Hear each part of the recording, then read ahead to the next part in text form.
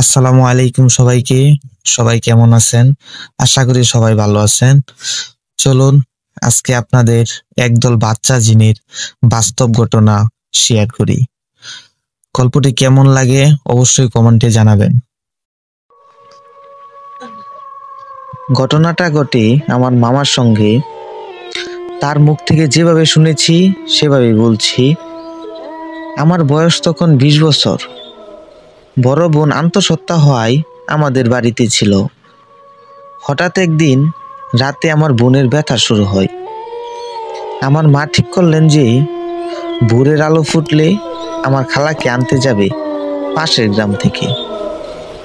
বলে রাখা ভালো, আমাদের বাড়ি ছিল রাজবাড়ী এলাকায় আর আমার খালার বাড়ি ছিল বাগমারা এলাকায়। সেদিন চাঁদের আলো বেশি থাকার কারণে আর অতিরিক্ত চিন্তার কারণে মা ভেবেছিলেন হয়তো ভোরের আজান দিয়ে দিয়েছে। আমি আর আমার ছোট ভাই ফয়সাল বেরিয়ে পড়লাম। ফয়সালের বয়স ছিল 11 বছর। আমরা রাস্তা পেরিয়ে যখন বিলের মধ্যে একটা রাস্তা ধরলাম তখন কেমন একটা অনুভব করতে লাগলাম। চারপাশে ঠান্ডা বাতাস বইতে লাগলো আর কেমন একটা আষ্টে গন্ধ লাগলো। আমি ছিলাম বরাবরই সাহসী আর মাদ্রাসার ছাত্র। হঠাৎ দেখতে পেলাম কিছুটা দূরে রাস্তার মাঝখানে কতগুলো বাচ্চা মারামারি করছে। তাদের গায়ের রং ছিল অস্বাভাবিক কালো। বয়স 4-5 বছর হবে এবং তাদের গা থেকে আসছিল সেই আষ্টে গন্ধ। ভয়ে আমার পা যেন জমে গেছে। তবুও সেসব পাত্তা না দিয়ে ভাইয়ের হাতটা শক্ত করে ধরে অন্য রাস্তা দিয়ে এগুতে লাগলাম। রাস্তাটার এক পাশে ছিল ধান ক্ষেত, আরেক পাশে ছিল বাঁশবাগান, আর তার ঠিক একটু সামনেই ছিল বড় একটা খাল। হঠাৎ বাজারের ওইখানে আসতেই কোনো বাতাস ছাড়াই একটা বাঁশ মরমর শব্দ করে আমাদের সামনে পড়ল। ভয়ে আমার পা যেন চলছিল না, কিন্তু আমার ভয়টা ফয়সালকে বুঝতে দিচ্ছিলাম না। আমি বিপদ বুঝতে পেরে বাসটার উপর দিয়ে না গিয়ে পাশ কাটিয়ে গেলাম। আমরা যাওয়ার সঙ্গে সঙ্গে পিছন থেকে আবার মরমর শব্দ করে বাসটা উপরে উঠে গেল। আমি মনে মনে দোয়া পড়েছিলাম।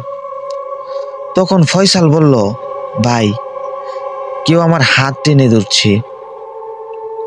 আমি তাকিয়ে দেখলাম সেই কালো বাচ্চাগুলো। ওদের কারো শরীরে পোশাক ছিল না। আমি কোনো মতো ওর হাত টেনে যেতে লাগলাম, কিন্তু ওরা ছিল 5 জন। আমি ওদের সঙ্গে পেরে উঠছিলাম না। আমি আমার বাইকে কাঁধে তুলে নিলাম, বললাম, আমাকে শক্ত করে ধরে রাখ। ওরা ফয়সালকে আমার কাঁধ থেকে টেনে নামিয়ে ফেলল।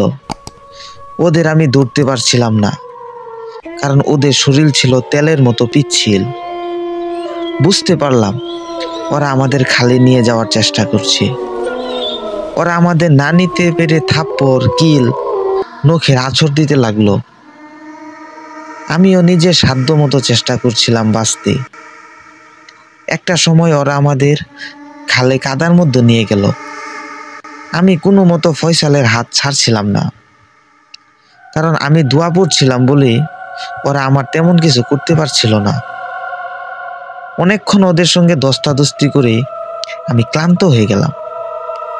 তখন ফয়সালকে ওরা আমার থেকে ছিনিয়ে গভীর কাদার মধ্যে নিয়ে যেতে লাগলো। আমি আর কোনো মতে ওদের সঙ্গে পারছিলাম না। একটা সময় মনে হলো হয়তো আজ আমাদের শেষ দিন।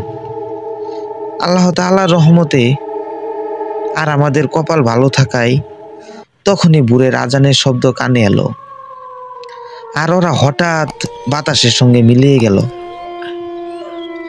আমি কোনো মতে ফয়সালের হাত ধরে দৌড়াতে লাগলাম, যদিও আমাদের শরীরে ছিল অনেক ব্যথা।